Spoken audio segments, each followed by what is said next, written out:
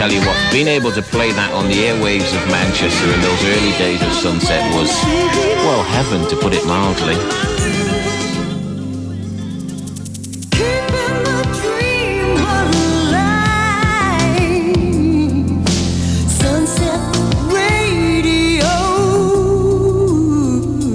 I have so many people say to me, whatever happened to those first sets of jingles that you had on Sunset? Now, unfortunately, the way the system works, when you have a jingle package made, you're allowed to use it. The contract is for 2 years, and then you're not allowed to use it anymore. So I must thank everybody who's allowing me to play these on for you today, by the way. But that's the reason we can't use them. You're supposed to update them after 2 years. So that, if Lisa was singing out a tune then, which she wasn't, but you wouldn't want to be listening to that in 10 years' time. Not really. So that's the way the system works. Now, we just had a call on our internal phone system here from the staff, who want to know whether Lisa Stansfield saw Spitting Image on Sunday. I did see Spitting Image. And what did you think about it? I was just crippled with laughter, it was so funny. And the best thing to me was, because we were all sort of singing, I wish I was black, I want to sing like a black all? For those of us who didn't see it, explain it to me. Mick Hucknall, Andrew Strong and me. Right. And at the end of it, we were just all sort of singing this, and then Michael Jackson walks on the stage and we say, well, at least we're blacker than you are. Now, let me ask you a serious question on this, because there's just been quite a lot of controversy about this with, what's his name? Kenny Thomas, who I think makes great records, has a wonderful voice. A track by him called Something Special, I think, is really one of the great records of our time.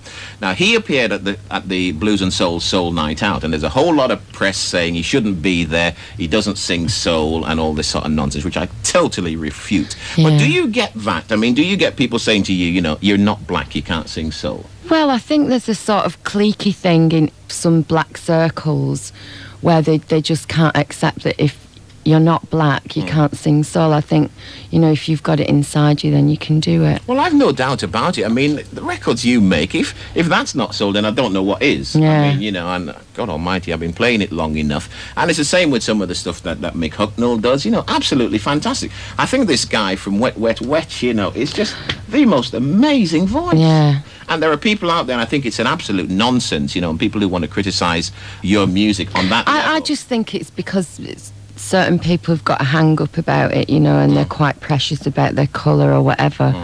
If they want to do that, then fine, they can belong to a sort of cliquey sect or whatever, but it doesn't bother me. Well, I have to say, I think it's an absolute nonsense between you and me. So, explain to me what the problem was with the tour, because obviously the word was out that, Lisa was touring and everybody wants to see you now. I mean, my goodness, the records you've had out, girl. I was saying to you before we went on the air that just before Christmas we did this, we gave away a satellite dish. And we invited people to phone up and register their name every time we played a Lisa record. And we could play loads of Lisa records through the day, and even odd things like that Blue Zone one. And the phone would just light up, 1,000 people called us recognising, some of the more obscure Lisa Stansfield tracks.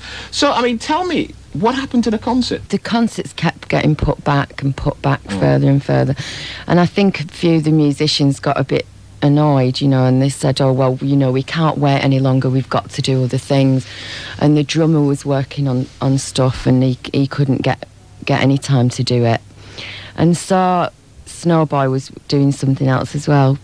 And rather than get another drummer and another percussionist, because we worked so well last time, we thought, well, we'd rather sort of put it back a few months, and if people can't come, then they'll get their money back, or they can use the same ticket. Because I think at the end of the day, if people are coming to see us, they want to see a good show anyway, so we'd rather do that. We'd rather have the band together. Time is moving on. It's already 10 before 11. What does the future hold for Lisa? I have to say that the album you've just brought out, the Real Love album, I think is just incredible. Oh, thanks. There are so many good and great tracks on that album. So many different things that we play on the station here.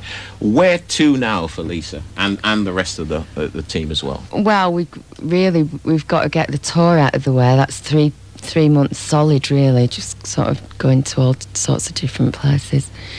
And then I think, Mike, we're going to have a rest. Why? I mean, it's been about 2.5, nearly 3 years now that we've sort of been trucking along, and we've not really had a decent holiday. So we're going to have a bit of time off, and then we're going to start working on the other album, the next album. How often do you get back to Manchester? Because as you can imagine, from day one, we've been trying to get you into this radio station, and every time we've spoken to the record, well, she's busy, she's in LA, she's in this. How often do you get back here? Not very often. It's lovely when you do get back, and it's good for me now because Ian and Andy are doing production, so I'm sort of at home and I'm helping them out as well. And even though I'm working, I'm at home, so it makes it a lot better. So you say that they're doing production. I mean, obviously we spoke about Dionne Warwick coming over. Are you planning to work with anybody else? We've been working with a girl called Charlotte Kelly, who's sort of not been recognised as yet, but she will be. You'll be playing all her records. She's absolutely amazing. Why have you not brought me the tape, Lisa? I'm very disappointed. Because it's not finished. Oh, well, that doesn't mean anything. You know, as long as it's available on some format, we're more than happy to play it. Are you... And I asked Ian this, and I was really hoping he'd come today. I said to him, I want you to come, you know. He says, yeah, okay then, Mike. Because I want to know why you guys haven't set up a record label in this area. Right now, I believe this has got to be one of the strongest musical areas in the UK, and probably in the world, to be honest. There's a whole lot of garbage comes out of the States that everybody raves about for 5 minutes and then it disappears. At the moment, there's a whole lot of great soul music coming out of this area. Now, I know that, in fact, there was a piece in the Evening News yesterday about Simply Red setting up an arm of their operation, looking to sign new talent. Are you guys going to do the same sort of thing? I don't think we'll do it now, because I really don't think we've got the time to do it now. You know, we sort of said that we're going to carry on with what we're doing. Like Ian and Andy are going to carry on producing, and you know, I'm going to carry on sort of jetting off all over the place and promoting what we've done. So really, as yet, there's not enough time to do that. But I think, you know, maybe in sort of 5 years' time, it might calm down a little bit, and we'll start thinking about more things like that. Now, I must just tell you this. I don't get much chance, because I don't like a lot of the garbage that they play on Top of the Pops. I don't get a chance to watch shows like that quite often. And on this weekend, and again, I don't look at MTV much, to be honest, but on this weekend, it was a Simply Red weekend. I thought, I want to see them. You know, there's lots of Hucknall interviews and what have you. And in the middle of this Simply Red day on MTV comes All Woman, the video. Now, I have to tell you that is probably the most moving video I have ever seen in my life. I know a lot of people have said that, and it's so difficult to get so much emotion out on a video. You've got like 4 minutes to do it. And, you know, women would come up to me in the street and say, oh, you made me cry on your video. I was crying my eyes out. And the director, Nick Brandt, is just such a brilliant video director. Tell us a little bit about the track itself, first of all. Well, basically, All Woman is about any relationship in the world this can happen to.